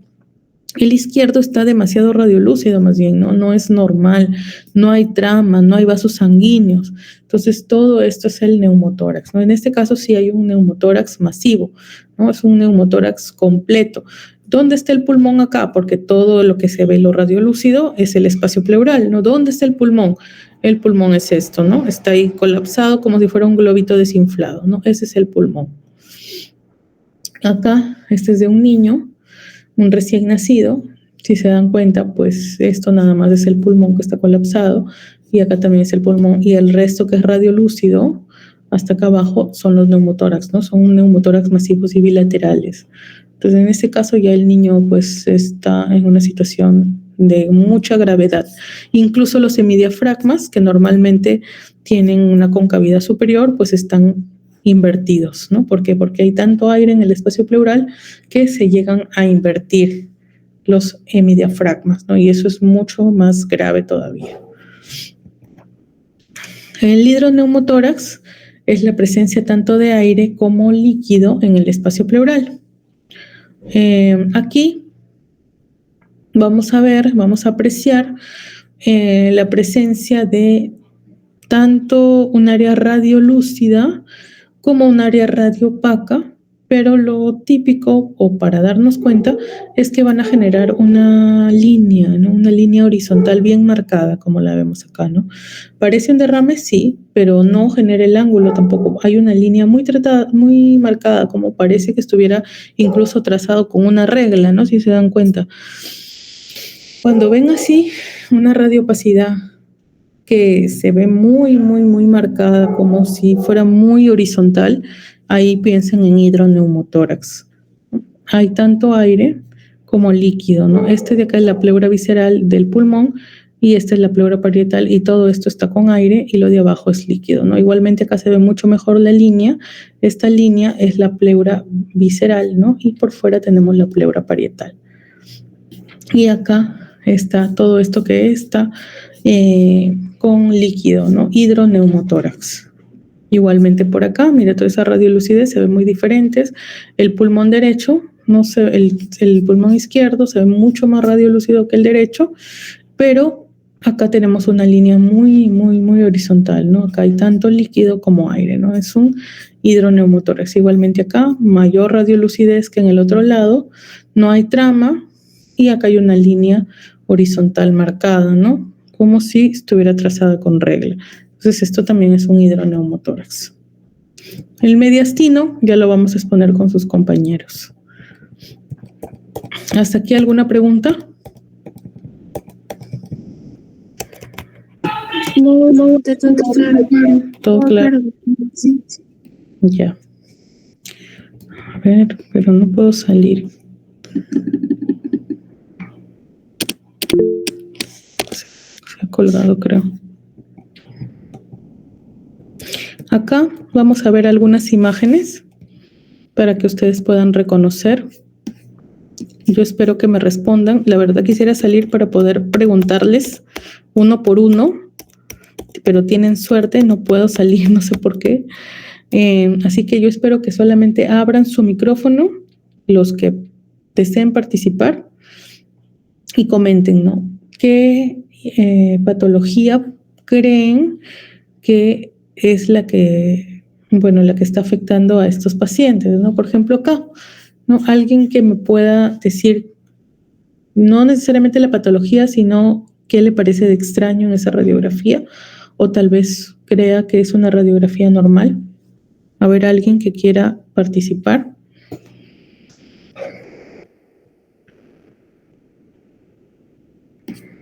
Chicos, ¿alguien? Creo que levantan la mano, pero la verdad no puedo ni leer porque no puedo salir. ¿Pueden abrir su micrófono? O no sé si levantaban la mano o se estaban saliendo de repente. ¿Alguien que Doctora, quiera participar? en el campo pulmonar izquierdo hay mucha Ya. radiolucidez, Ya. ¿Y qué indica? ¿Qué podría indicar? un neumotórax.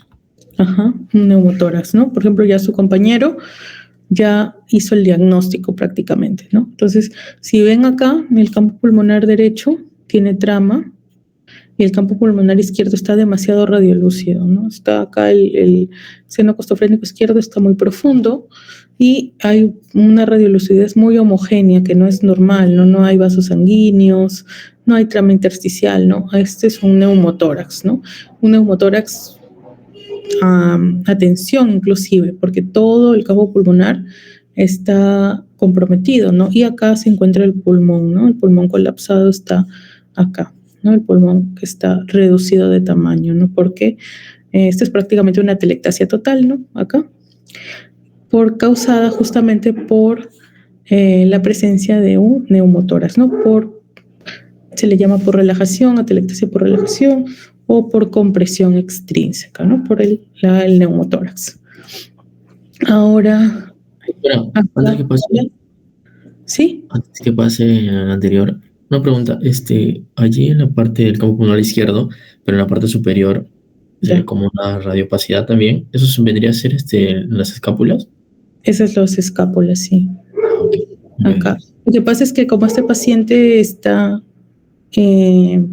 probablemente con mucha dificultad respiratoria, no ha sido la radiografía, no está de pie, está acostado, ¿no? Cuando está acostado hemos dicho que las escápulas se interponen con los campos pulmonares como acá y como acá, ¿no? Entonces, al interponerse pueden ocasionar alguna falsa imagen o pueden tapar también, ¿no? Alguna parte o se puede confundir con otra cosa, ¿no? Pero en este caso sí es la escápula la que está interpuesta, porque la radiografía está en antero-posterior. Aquí alguien que quisiera participar puede apreciar algo. ¿Dónde está la lesión? ¿Hay lesión o no hay lesión? ¿Qué patrón podría ser? Al menos, ¿dónde se puede ubicar la lesión? Doctora, ¿puedo hablar? Sí, claro. En el pulmón derecho, o sea, en el pulmón en la imagen izquierda se ve opaco la parte de abajo. ¿En el pulmón derecho o en el izquierdo? En el derecho. Ya, ¿no es cierto? Este es el pulmón derecho y este es el pulmón izquierdo. Aquí está justamente la silueta cardíaca, ¿no? En el lado izquierdo. Y sí, en esta zona, ¿no? En la zona inferior del pulmón izquierdo se ve una radiopacidad, ¿no? Esa radiopacidad es heterogénea y los bordes son mal delimitados. Y a la vez, si ven esta área acá, que es radiolúcida, que llega hasta acá, es el broncograma aéreo, ¿no? Entonces, esto se trata de una consolidación. Se borra el borde cardíaco derecho, ¿no? Hace signo de la silueta y pues justamente se encontraba a nivel anterior, ¿no? Anterior, aquí está la consolidación. Por acá, alguien que quisiera participar para que intente reconocer, o es un pulmón normal, de repente son pulmones normales, también digan, eso me parece normal, me parece que está normal.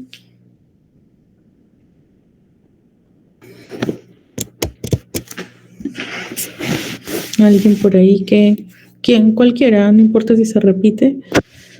Vamos a ver si, de verdad que quisiera preguntarles para ver si han estado atentos y no puedo salir.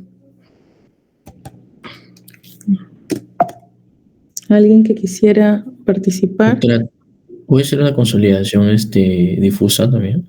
Una consolidación difusa. Muy bien, ¿no? Justamente es una consolidación difusa. Si se dan cuenta, todo esto es radiopaco y acá al otro lado todo también es radiopaco, ¿no? Son radiopacidades difusas bilaterales y hay broncograma aéreo, ¿no? Tienen esas líneas ahí, esas imágenes radiolúcidas, es broncograma aéreo, entonces son consolidaciones difusas. Justamente mayor su distribución es central. Si se dan cuenta, los ápices están libres, las bases también están libres y pues es más central. Lo típico, ¿qué signo habíamos dicho que De la había? mariposa. El signo de alas de mariposa, ¿no es cierto? Ese es el signo de alas de mariposa. Y si tenemos el signo de alas de mariposa, ¿en qué enfermedad pensamos o en qué patología? Edema agudo de pulmón. Edema agudo de pulmón. No, ya ves, ya hicieron el diagnóstico. Este paciente tiene un edema agudo de pulmón. Y este es el mismo paciente, pero en tomografía, en un corte coronal, si se dan cuenta, justamente lo que afecta es las zonas centrales, alrededor de los cilios, y estas imágenes acá radiolúcidas, o bueno, acá hipodensas en tomografía, son los bronquios que todavía están aireados, son el broncograma aéreo. Y esa ya es facilita, ¿no? ¿Qué patrón es el que está afectando acá a este paciente? ¿Nodular, doctora? Claro, el patrón Nodular. nódulo masa, ¿no? Nódulo masa. Miren cuántas imágenes redondeadas, múltiples, ¿no? Bilaterales. Habíamos dicho que cuando eran múltiples, ¿qué patología pensábamos con? ¿Tuberculosis? No. Una También metástasis. Una neoplasia. Neoplasias. Las neoplasias son las más frecuentes, ¿no? Las metástasis. A esta imagen así de múltiples nódulos se le llama, hay un signo también que se llama el signo de la suelta de globos, ¿no? Que ya habíamos mencionado en la clase anterior, porque indica que hay muchos nódulos que parecen, ¿no? Como si hubieran muchos globos que se hubieran soltado al cielo y hubieran ido, ¿no? Así parece más o menos esas imágenes redondeadas, por eso se le llama el signo de la suelta de globos y es muy frecuente en las metástasis. En este caso es una paciente mujer que tenía un cáncer de mama y había sido pues metastásico. Por acá, alguien, ¿dónde está la lesión? ¿O está normal de repente?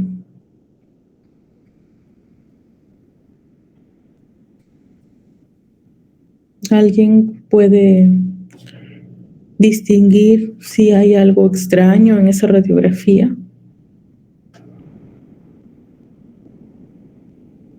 ¿Nadie? ¿Alguien por ahí sin miedo? ¿Nadie? Es un paciente que está con catéteres, ¿no? O sea, la lesión. Este paciente no ha habido tiempo ni siquiera de sacarle el collar. Un paciente que se encuentra en un área crítica. Pues no sé si será por la lesión que tiene en el pulmón o tal vez tenga otra patología, ¿no? Pero en este paciente acá se ve una radiopacidad, ¿no? Heterogénea, los bordes mal delimitados, tiene broncogramas, si se dan cuenta, hay estas líneas radiolúcidas acá. ¿Qué patología es entonces? O bueno, ¿qué patrón? Si hay broncograma aéreo. Consolidación, doctora. Consolidación, ¿no es cierto? Esta es una consolidación apical derecha. ¿Qué patología es? No tengo los datos, así que no sabría exactamente qué patología es, pero eso es una consolidación. Si el paciente hubiera estado con fiebre, pues podríamos pensar que es un proceso infeccioso, ¿no? Una neumonía, ¿no? Si se hubiera tenido algún tipo de golpe, pensaríamos que es un trauma, bueno, una hemorragia pulmonar. Si es que tuviera una vasculopatía, pensaríamos también en una hemorragia, ¿no? Pero cuando son vasculopatías son más difusas. Eso, ¿no? ¿Qué más algo les iba a decir y ya me olvidé? O también, pues, con de las infecciosas, cuando se encuentran en los ápices, habíamos dicho que la TBC era una de las principales en sospechar, ¿no? Cuando se encontraba en los ápices, que son las zonas superiores. Acá se encuentra solo en el lado derecho. Acá, ¿qué les llama la atención?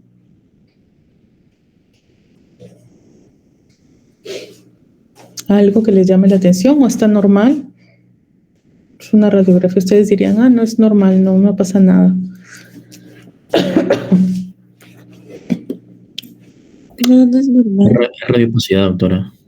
Hay una radiopacidad, ¿no? Que es más homogénea, que está justo en el lado izquierdo, en la base, y que obtura el ángulo costofrénico izquierdo, ¿no? El ángulo costofrénico derecho se puede apreciar bien, se ve agudo, pero el izquierdo no se aprecia y se genera esta curva, ¿no? Esta curva, que es la curva, el signo del menisco, o la línea de Damasou también, que indica que hay un, ¿qué indicaría? Que hay un Derrame pleural. Derrame pleural. Derrame cerebral.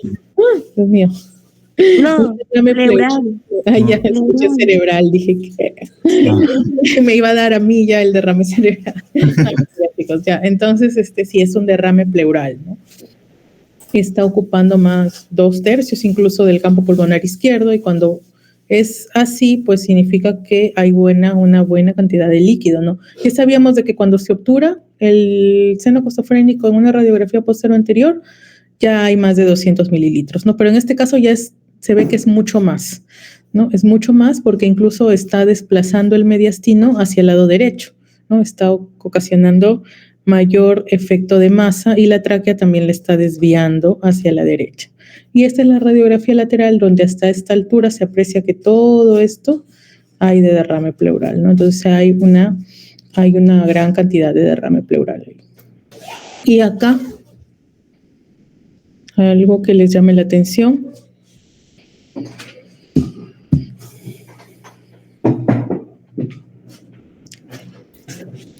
¿Es un neumotórax, doctora? Claro, ya ven, al toque nomás hicieron el diagnóstico. Es un neumotórax, ¿no? Miren acá. ¿Dónde? ¿Pero el lado derecho o el lado izquierdo? El lado izquierdo. Izquierdo, ¿no es cierto? Porque este lado, acá hay la diferencia entre las radiolucideces, por decir así, de ambos pulmones es marcada, ¿no? Acá se ve menos radiolúcido, acá se ve mucho más radiolúcido, ¿no? A veces yo preguntaba en otros ciclos, pues ni me decían que acá estaba normal, porque estaba bien aireado. Pero no, esto más bien está normal, ¿no? Porque la trama se ven los vasitos, el intersticio, pero acá no se ve nada, ¿no? Entonces acá no hay pulmón, acá hay puro aire nada más. Entonces, ¿dónde está el pulmón? Acá, ¿no? Está colapsado. Es un neumotórax prácticamente masivo, ¿no? De este lado, del lado izquierdo, ¿no? Ese es un neumotórax. Muy bien, entonces ya saben reconocer neumotórax. Acá, este es fácil ya. ¿Algo que les llame la atención? Cuerpo extraño, doctora. Un cuerpo extraño. ¿Qué será? Parece una moneda. Una moneda. Es una moneda, doctora. Sí. Es una moneda, ¿no? Y pues, ¿hola? Parecería que es un niño, un infante. Un niño. ¿Se podría decir? Si se dan cuenta, el cuerpo es pequeño. Ajá. Aquí están los núcleos de osificación todavía, están como si estuvieran los huesitos separados, ¿no? Por eso es la cabecita del húmero, este es el resto del húmero. Entonces todavía no están completamente osificados. ¿Qué más? Pues en toda una plaquita alcanza hasta la pelvis, casi llega, porque aquí está el cuerpo, el ilíaco. Entonces es un cuerpo pequeño, no es un niño. Y sí, pues aquí está la moneda. Yo puedo pensar, si solamente tengo esta radiografía, yo no sé exactamente si está fuera del cuerpo o si le pegaron de repente por encima, nada más le pegaron la monedita, porque se vería igual, ¿no? Pero ya acá, viéndola acá, ya vemos que no está por fuera, ¿no? Porque si estuviera por fuera se vería por acá o por atrás. Pero se encuentra justo en medio, ¿no? Sí está probablemente en el esófago. ¿Por qué? Porque si estuviera en el bronquio ya el pulmón estaría colapsado, ¿no? Porque es una moneda grande, ¿no? Entonces está en el esófago. Y eso es todo. Entonces, más o menos se han logrado diferenciar los patrones, ¿no? Lo que yo acostumbro colocar en el examen son básicamente, al menos en el práctico, son los patrones, ¿no? Por ejemplo, les coloco una consolidación para que me digan qué patrón es, ¿no? O les coloco una telectasia para saber si logran definir que es una telectasia o que no lo es, ¿no? A veces les digo, coloquen algunas características y por ahí, ¿no? Ahí me ponen a veces ahí en la imagen de la telectasia, radiopacidad de bordes definidos, ¿no? Que ocupa que genera una disminución del volumen, ¿no? Atelectasia. En la consolidación heterogénea, ¿no? Bordes mal definidos y hay broncograma. Entonces, así más o menos, a veces les pongo un neumotórax, ustedes ya me señalan, ¿no? Que se trata de un neumotórax, o derrame pleural, y les pongo qué signo ubicarían, ¿no? El signo del menisco. Entonces, eso, así más o menos es la parte práctica, no son solo imágenes. En la parte teórica, yo les pongo, ¿no? La teoría, por decir así, ¿no? Por ejemplo, ¿qué patología es la más frecuente que causa consolidación? ¿No? Ya ustedes ya saben cuál es, ¿no? O, por ejemplo, si es que yo tengo una obturación del seno costofrénico en una radiografía antero o postero anterior, ¿cuánto de líquido debe haber para que se obture, ¿no? Ya ustedes saben que es más de 200 mililitros, ¿no? Entonces, esas son preguntas más de teoría. En la parte práctica les suelo colocar imágenes así, ¿no? Qué de raro ven, ¿no? Ya lo señalan, un cuerpo extraño, ¿no? O un derrame pleural, o un neumotórax, o un broncograma aéreo. A veces le pongo qué signo es, ¿no? Y les pongo ahí la flechita para que ustedes sepan más o menos a qué me refiero. Ustedes ya colocan broncograma aéreo, signo de la silueta, signo del menisco, ¿no? Entonces, así más o menos es, ¿no? Y en la teoría de repente les pongo, en el caso de de una imagen en alas de mariposa, ¿no? ¿Qué patología podría corresponder? Entonces esas son más preguntas teóricas y ya cuando ven las imágenes son más preguntas prácticas. Ya chicos, hasta aquí, ¿alguna pregunta? ¿Se ha logrado entender? Sí, doctora, entendible. Muy bien. Ya, entonces yo quería avanzar un poco de la parte cerebral hoy día, pero creo que como vamos, la próxima semana avanzamos la parte cerebral y ya de aquí a la otra sería el examen, me parece, ¿no? Ya sería la semana 8. Y si no, si todavía nos faltara, pues lo corremos una semanita más. Por mí no hay ningún problema, la cosa es que quede claro.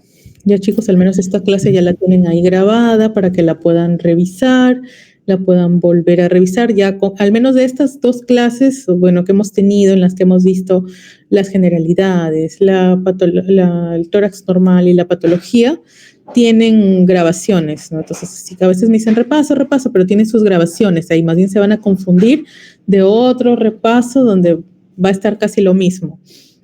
Van a tener que repasar más. Entonces, con esto ya, bacán.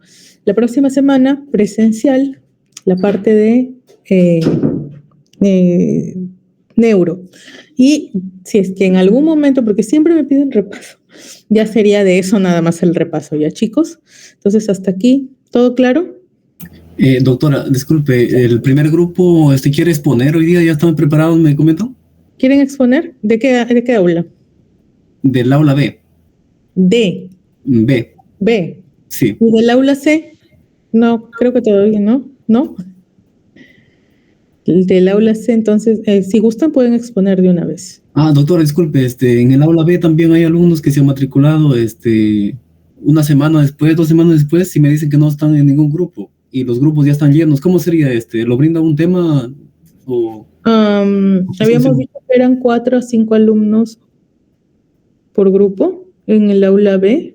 Sí. ¿Ya todos tienen 5? Porque Sí, si no tienen 5, en los que tienen 4 ahí se irían uniendo. Ya, porque sí, hay algunos que están llenos, la mayoría. En los que falten, ahí se van uniendo. Y si faltan otros, ya la próxima clase que es presencial, ahí tendríamos que ver dónde se unirían, pero ya para las exposiciones, las que falten más adelante todavía, ¿no? Las exposiciones más grandes. Ahí tendríamos que ir viendo para los alumnos que que se han matriculado 1 o 2 semanas después. Ya, doctora, gracias. Pero los que puedan ir uniéndose hasta formar el límite que hemos quedado, ahí que se unan en los grupos que faltan. Y que, claro, no tengan las exposiciones hechas todavía, pues, ¿no? Sino en los de más adelante, ¿no? De repente de patología abdominal, de patología urológica, de patología, de repente de mama, ¿no? Que falte. Ya, chicos, entonces la próxima semana en la parte de teoría vamos a ver lo que es sistema nervioso. Y pues las exposiciones, si bien se están dejando, pero no sé, ahorita quieren exponer, me dice el grupo B, del aula B. Podrían, si gustan, pueden empezar. Doctora. Ya, entonces no hay problema. Los chicos del C, si se quieren quedar, se quedan, y si no, salen. Igualmente, pues quedaría grabada, ¿no? Quedaría grabada la exposición. Y ya empezamos ahorita de una vez. Voy a dejar de presentar. Un momento. Ya. Doctora, disculpe, yo tengo una clase y van a empezar a las 6, pero ¿podría retirarme? Sí, no hay problema. Ok, doctora. Pueden proyectar si gustan.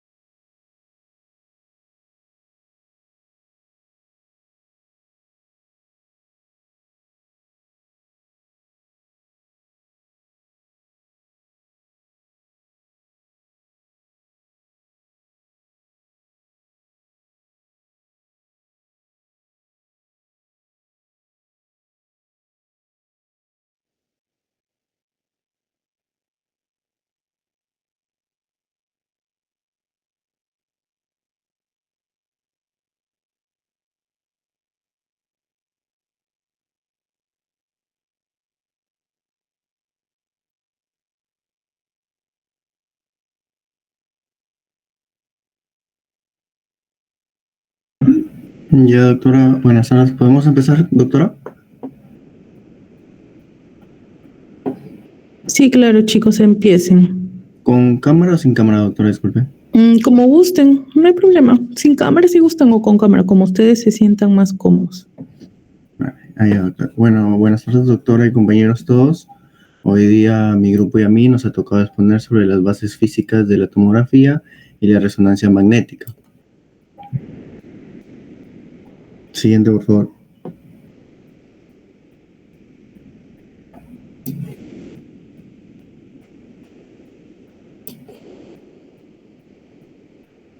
Bueno, continuando, sobre la tomografía computarizada, bueno, antes de eso vamos a hablar sobre una breve historia en la cual la tomografía computarizada fue creada y desarrollada por el ingeniero eléctrico Sir Godfrey Humphrey en el año 1972, el cual ideó la posibilidad de reconstruir un corte transversal del cuerpo humano a partir de varias proyecciones radiográficas adquiridas desde diferentes posiciones. Bueno, en el caso de la tomografía computarizada, bueno, esta es una técnica de imagen médica que combina el uso de los rayos X con la tecnología del procedimiento digital para generar imágenes detalladas del interior del cuerpo. Estas imágenes se pueden mostrar en formas de cortes o secciones transversales, lo que va a permitir observar estructuras internas de diferentes ángulos, como si se rebanara el cuerpo en finas capas. Siguiente, por favor. En el caso de las generaciones de la tomografía, bueno, tenemos que la primera generación se da en el año 1971 con un movimiento de traslación y rotación. En el caso acá de los detectores, se tenía de 1 a 2 detectores de rayos X. En el caso de su tiempo de escaneo era de 4 a 5 minutos por corte. En el caso muy lento su escaneo era. En el caso de los estudios, bueno, se daba cerebrales, que solamente era para la cabeza. En el caso acá de sus ventajas, bueno, era la precisión en los cortes transversales que tenía, y las desventajas era no tenía una buena resolución. En el caso de la segunda generación, bueno, tenemos que se da en el año 1974. Esa también va a ser de una rotación y traslación, pero ya más rápida. En el caso de los detectores, bueno, esta va a aumentar a 30 detectores lineales. En el caso de su tiempo de escaneo, ya va a disminuir de 1 a 2 minutos por corte. Ya no solamente se daba en la cabeza, ahora también se daba en el tórax y en el abdomen. En la tercera generación, bueno, esta se va a dar en el año 1975 con una rotación ya continua. En el caso de los detectores, esto eran de Hondrex a más de 700 disparos en arco. En el caso de su tiempo de escaneo ya disminuyó a los menos de 10 segundos por corte, ya era más rápido. tenía una mejor calidad de imagen, ya su tipo de escaneo era ya de todo el cuerpo ya. En la cuarta generación vamos a tener que ser en el año 1980. Esta ya es igual que la tercera generación, una rotación continua. Ya de su tiempo de escaneo era de milisegundos. Y en esto de sus estudios ya se daba también de la cardiología. Siguiente, por favor. En la parte del tomógrafo vamos a tener que es el gantry. El gantry es el arco o el anillo en la cual la estructura donde pasa el paciente, el cual contiene el tubo de rayos X y los detectores. En el caso de los tubos de rayos X, bueno, esta va a emitir los rayos X que atraviesan al paciente y rota alrededor del paciente durante su exploración. En el caso de los detectores, bueno, estos captan los rayos X que atraviesan el cuerpo del paciente y convierten esa información en señales eléctricas para que puedan crearse las imágenes. En la mesa de exploración, o también conocida como la camilla, bueno, es donde se pone al paciente y se desplaza hacia adentro y fuera del gantry. En la consola de control vamos a tener que es donde el técnico opera la máquina y programa los parámetros de escaneo y se visualizan las imágenes. Por último, la computadora, bueno, esta va a procesar los datos recogidos por los detectores. Siguiente.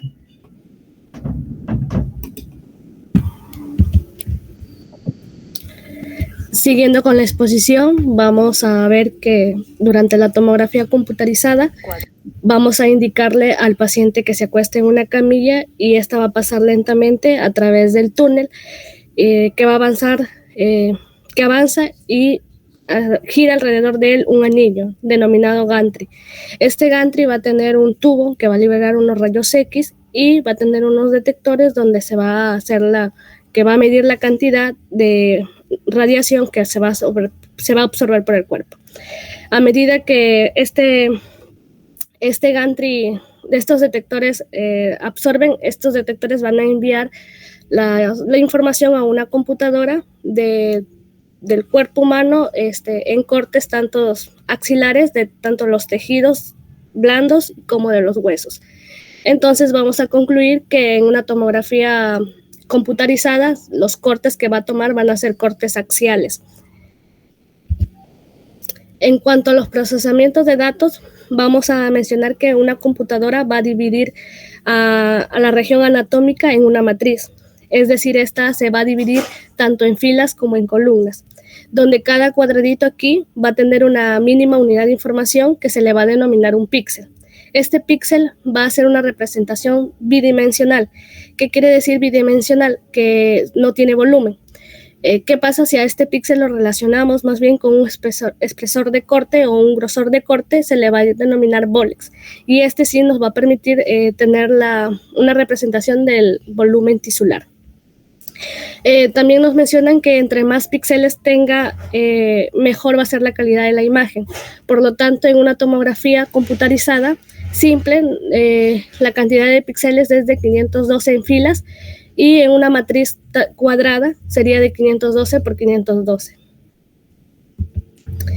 En cuanto a sus densidades, aquí vamos a tener nombres técnicos para poder clasificar lo que son qué tan denso es el tejido, ¿no? Aquí se les va a asignar un nombre de acuerdo a la tonalidad del tejido. Por ejemplo, si la tonalidad del tejido es oscuro, se le va a denominar hipodenso. Si esta tonalidad del tejido es gris claro, se le va a denominar isodenso, y si este es blanco, se le va a denominar hiperdenso. Luego tenemos lo que es la unidad de Hounsfield. Aquí la unidad de Hounsfield va a ser lo que cada tono de gris de ese píxel va, como había dicho, que es la mínima unidad de información que se va a obtener de la matriz. Entonces acá se les va a asignar un número que se le va a denominar unidad de Hounsfield. Este tono de gris va a ser codificado y que puede ir de menos 100 a más, de menos 1000 a más 1000 con una unidad de Hounsfield de 0. Aquí cuando es 0, cuando nos señalan 0, vamos a ver que se ve agua. Pero esto también se va a considerar si este es de menos 20 a más 20. También tenemos de menos 200 a menos 1000, se ve aire. Y si esta va de más 200 a más 1000, hueso cortical. Si en caso de la tomografía vemos que el puntero nos señala más de 1000, sería un metal. Otras unidades tenemos como por ejemplo menos 100. Si nos señalan menos 100, es grasa o tejido adiposo. Si es más 100, nos referimos a lo que son tejidos blandos. Otras unidades también tenemos como más 60, que es una sangre coagulada, y si es más 50 sería una sangre fresca. Y tenemos también, por ejemplo, más 30, como señalaría una materia blanca, y más 40 una materia gris.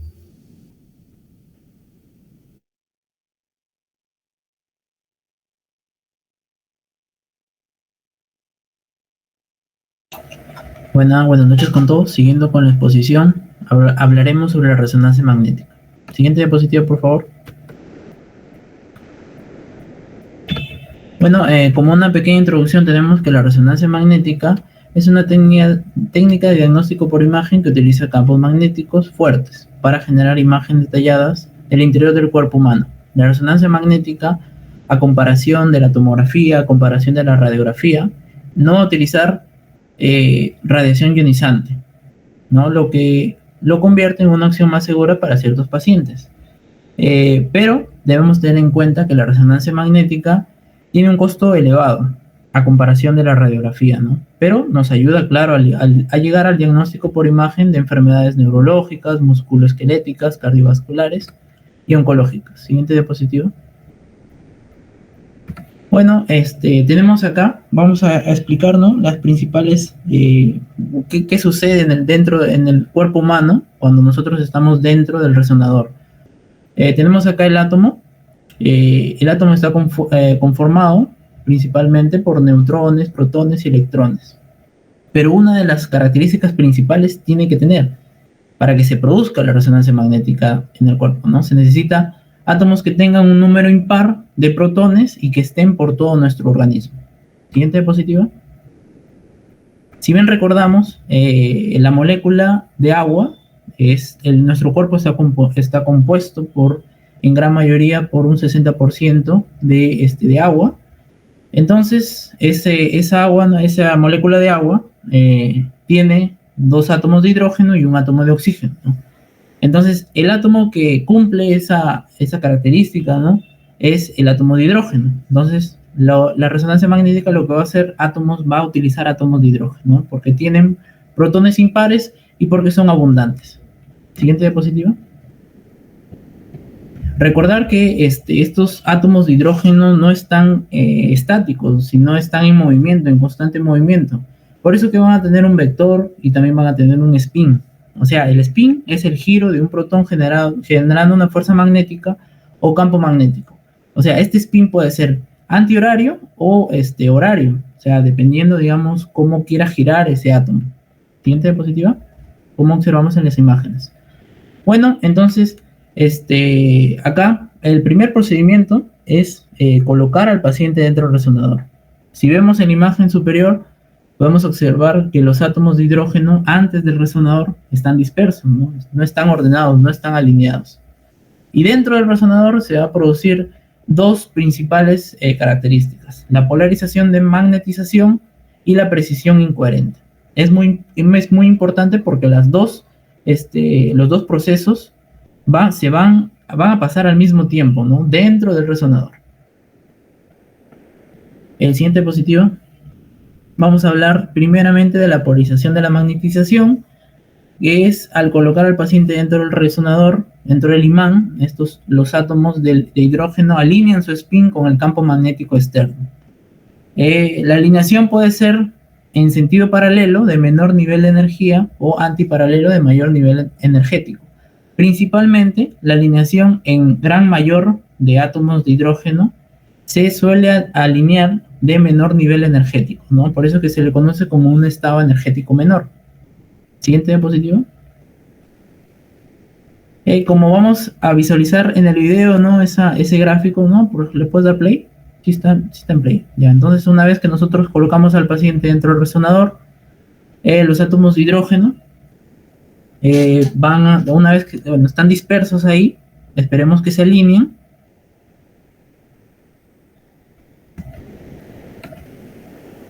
Y una vez están ¿sí? Ahí se logra visualizar que están ya alineándose. Esa se llama la polarización de la magnetización. Siguiente diapositiva. Y entonces también recuerde que pasan al mismo tiempo tanto la polarización de la magnetización como también la precesión incoherente. O sea, esta precesión incoherente es el movimiento de precisión de una rotación o vibración provocada por el campo magnético externo. Es un movimiento cónico, como decir, la Tierra gira sobre su propio eje. Es lo mismo, pasa lo mismo con el átomo de hidrógeno. Esta frecuencia de precisión va a ser mayor a la intensidad del campo. Siguiente diapositiva. Bueno, como seguimos observando, ahí tenemos el gráfico. Una vez que tienen polarización de magnetización, va a pasar a la precisión incoherente, ¿no? Van a girar, ¿no? Van a estar girando. Siguiente diapositiva. Y ahora el siguiente paso es que se envían ondas de radiofrecuencia. Estas ondas de radiofrecuencia van a hacer que van a producir dos efectos: rotación de la magnetización y la precisión coherente.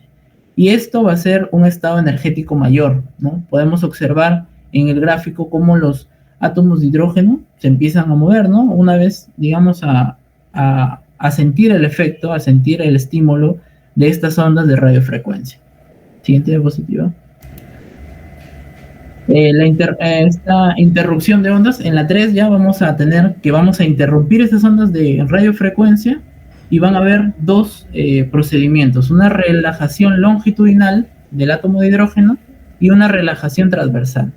La relajación longitudinal también se le conoce como la T1, y la relajación transversal también se le conoce como T2.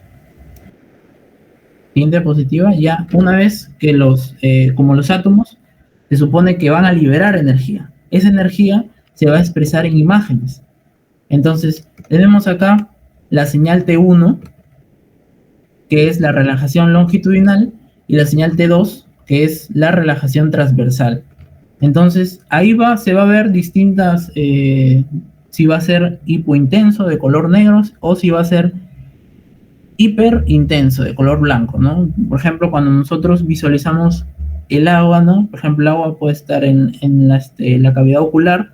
Podemos observar en la T1, en la señal T1, un color hipointenso, un color negro. Y cuando le cambiamos a una señal T2, podemos observar hiperintenso, que es un color blanco. Al igual, y la diferencia es que cambian, ¿no? En la grasa va a cambiar en hiperintenso, se va a volver blanco, y hipointenso se va a volver negro. El tejido patológico se va a ver en una señal T1, hipointenso, y en la T2 se va a ver hiperintenso. Siguiente diapositiva.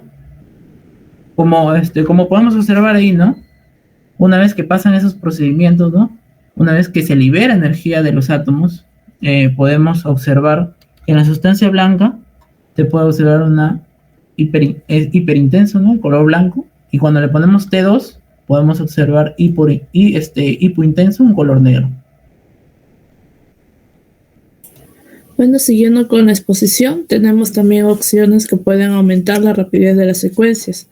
Tenemos que estas técnicas nos van a permitir poder reducir el tiempo que se tarda una resonancia en poder captar una imagen, ¿no? Esto es recomendable para lo que son los pacientes que no pueden quedarse quietos, como lo son los niños, personas que están con dolor, o en caso de que el paciente tenga un estudio urgente. Algunas de estas técnicas tenemos la primera, que es llamada el tren del eco. Esta va a capturar varios ecos tras un solo pulso.